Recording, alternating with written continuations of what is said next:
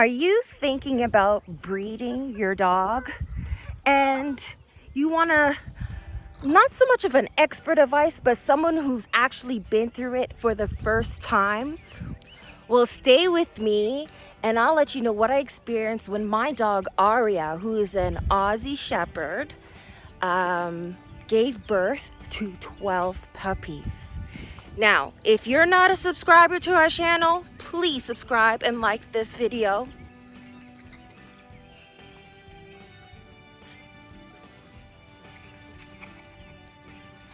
I'm going to break it down into 4 parts. In this video, we're going to be talking about things to think about before you breed your dog. In the other 3 parts will be 3 separate videos: pregnancy and labor, caring for your puppies, and selling your puppies.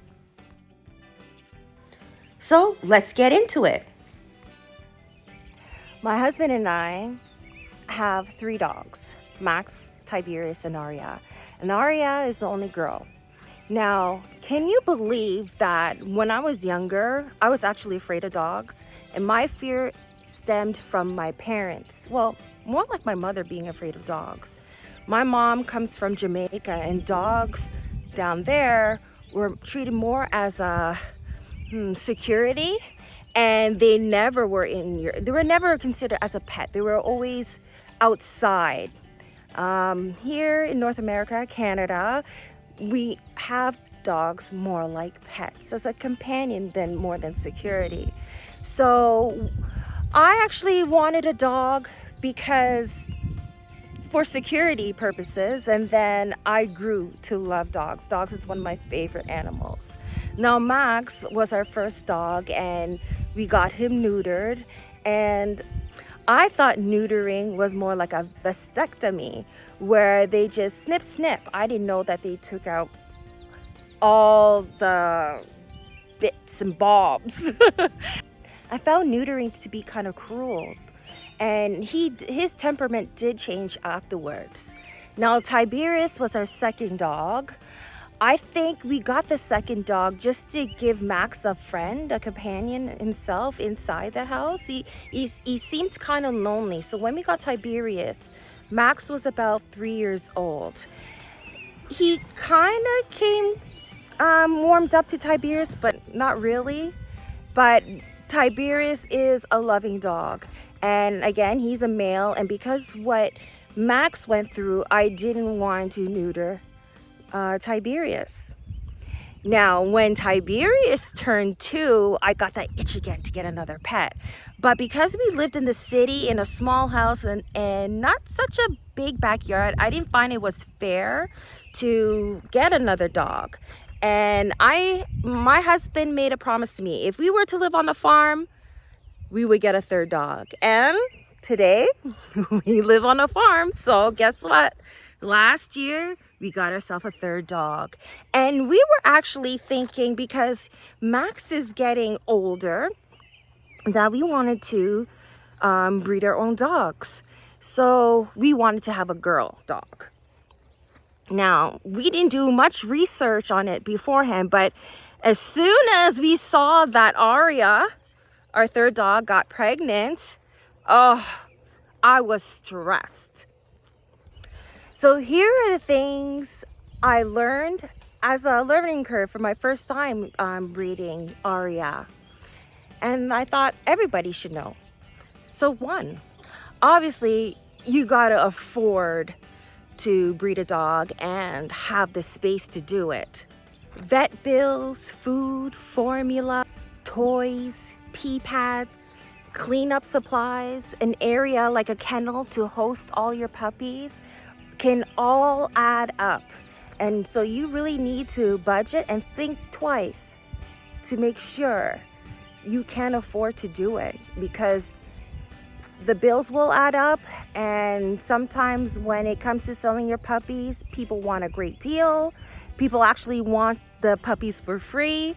So you got to make sure you're able to afford it to raise these puppies. And of course, to have the space. Now, we were surprised with the litter that we got. Aria had 12 puppies, 2 died, and we'll talk about that later on. and I wasn't expecting such a large litter. And but luckily we do have the space indoor and outdoor. Another thing to think about is, what type of dog do you have? What breed? Do you think that there's people out there that would want to buy a puppy of your breed mix or purebred? That is something we did think about, and that's why we got Aria, which is an Aussie Shepherd and Pyrenees mix. Great on the farm. She's so wonderful. She's a sweet dog. Great on the farm. She helps us herd the goats into their pen when we release them during the day, and she listens. She listens to commands. She's very well. Now, Tiberius, again, is a standard shepherd. So Tiberius is a hypogenic type of dog. So with that mix, a doodle mix, I would say, it's great for people who have allergies to dogs. So we did think that that mixed breed would be a great feature to sell. And as you can see, our puppies are cute as hell.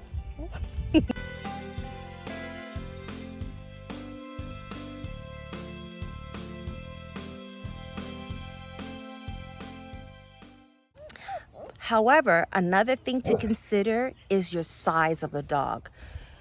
The market that we live in, we tend to see people wanting a lot of small dogs for some reason. Maybe because of the cost is low in terms of keeping a small dog, in terms of food. We got a lot of questions about what to expect in terms of size in our puppies, and we're not too sure, because I tried to look up this type of mix and online, and I couldn't find anything. So this type of mix, an Aussie Piri Poo mix, that's the name that we came up with, it's original. So I'll be interested to see what they will grow up to be. So again, think about the size of your dogs. A lot of people want small dogs, not large dogs. Now, I did think about this second topic, which is when to have your dog have puppies. And when we bought Max, his birthday was in September, so we didn't get him until November.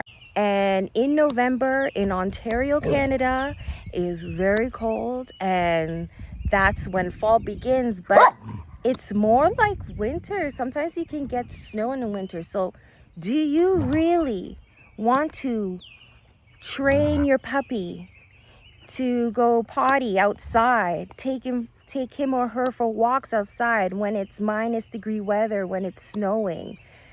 And for me, I didn't really enjoy that time with Max in the winter.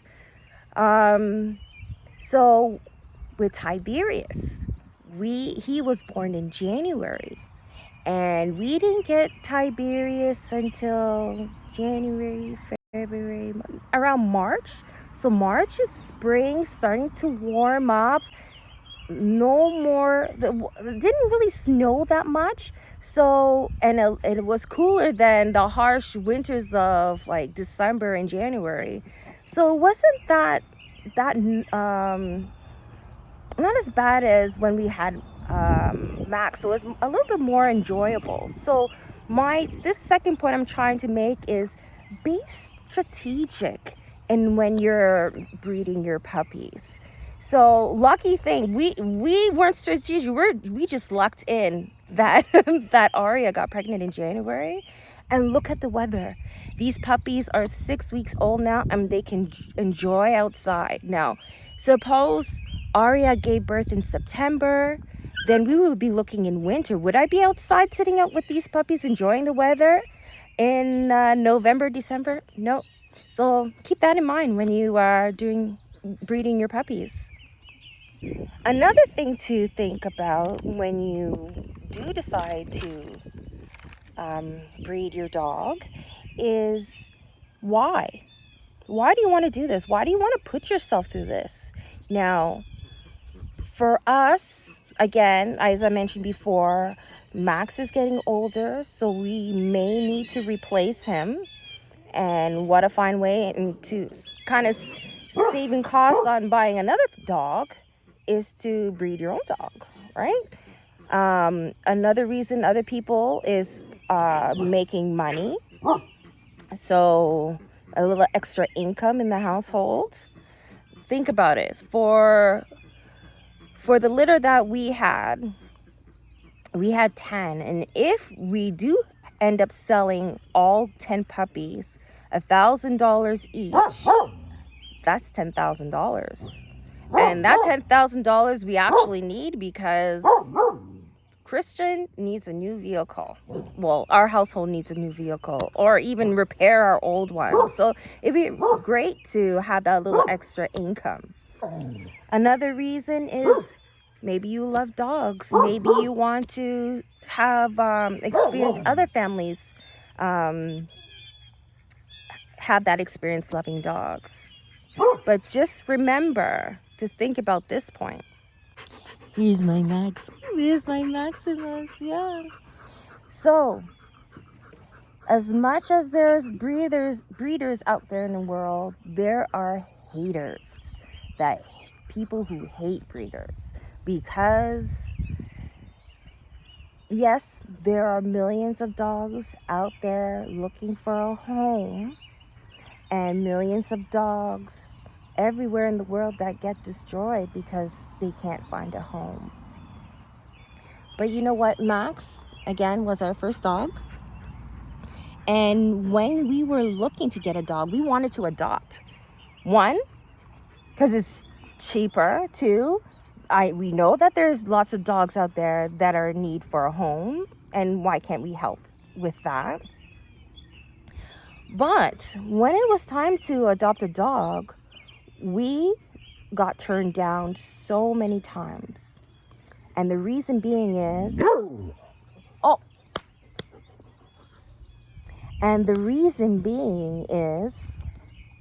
we had small children. And when we went to adopt, there were a lot of large-sized dogs, and we weren't able to adopt because they were afraid that these large-sized dogs would harm the children, or even the other way around, where the children would harm the puppy. So we got turned down so many times, and we actually had to wait till all the children in our household were above a certain age, and I think it was between 8 to 10 years old. And we weren't about to wait another 10 years to adopt a dog. We wanted a dog now. Another reason is that people may get turned down is the space that they have. Some adoption places require that you live in in a household where you have a backyard and a fenced-in backyard. And sometimes you even come and visit your property. So we had a backyard. We did have it fenced in, but that wasn't our main concern. But that could be concerns for other families who wanted to adopt a dog. Another reason is the lack of options. You get what you get. When you go to a humane society, whatever dog is available there, sometimes they're not hypoallergenic. Sometimes they're too huge for your home. Sometimes you don't want a small dog. So you don't have that option to scope out and where this particular dog will meet your needs for your family and for your home. So that's why sometimes people go to a breeder. Another reason could be where an actual humane society or a place where they adopt dogs is the temperament of the dog. So again, where dogs are rescued into these adoption agencies because they've been abused.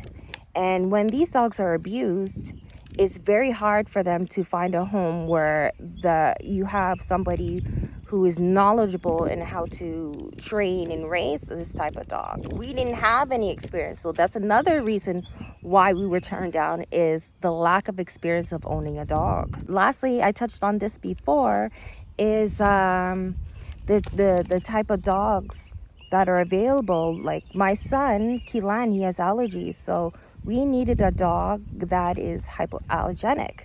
So a dog that maybe a poodle mix, a Shih Tzu, or a Schnauzer, dogs that don't have that type of fur that like a husky that easily comes off.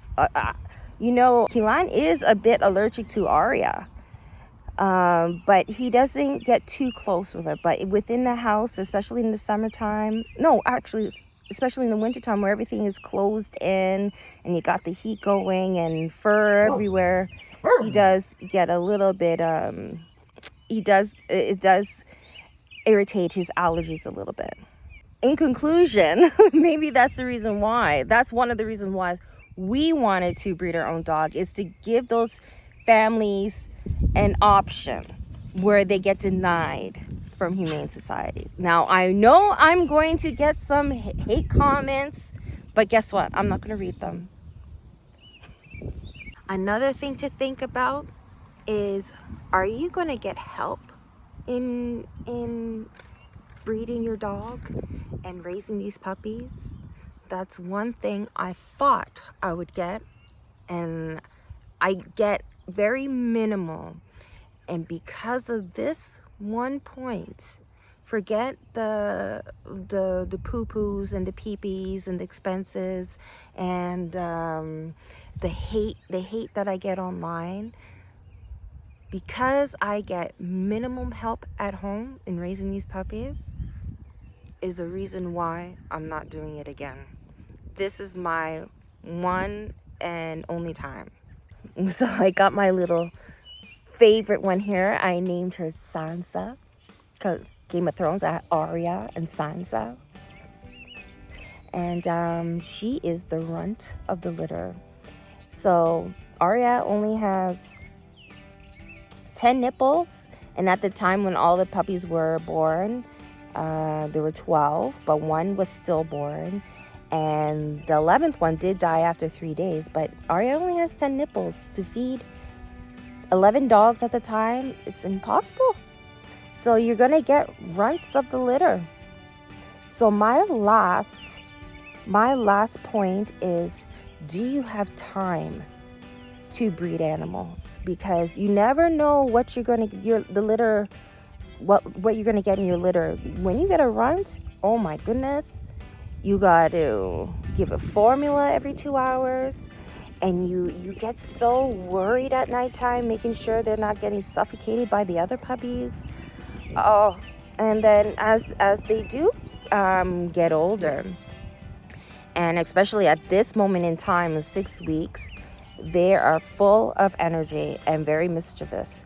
So to wear off that energy, I let them loose. So you got to have time to make sure they get enough exercise, they get fed, and lots of water.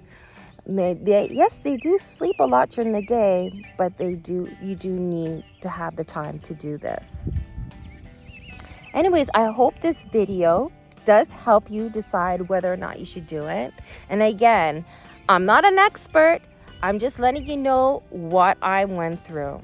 So make sure you like, subscribe, and share this video, and stay tuned for part 2.